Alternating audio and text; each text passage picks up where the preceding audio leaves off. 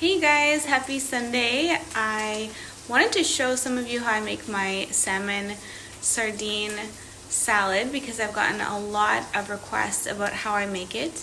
I basically start with a can of sardines in water and I make sure that they're wild. They have to be wild. And I also get some wild salmon. I usually get the wild salmon canned as well, but if not, I get it frozen. It's really economical to get it frozen wild salmon in your freezer section, and then I just take it out the day before and defrost it, and then I'll do a really quick pan fry of this.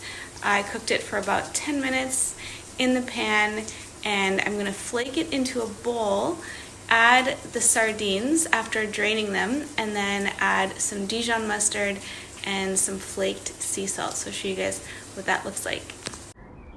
Gently flake the sardines out using a fork. So I've got that all flaked out just like with tuna salad, and I'm now gonna do it with the salmon here. So you can see I've got the wild salmon all flaked in there nicely with the wild sardines. I'm gonna add some Dijon. This one I found is just vinegar and mustard seeds, and I love these sea salt flakes.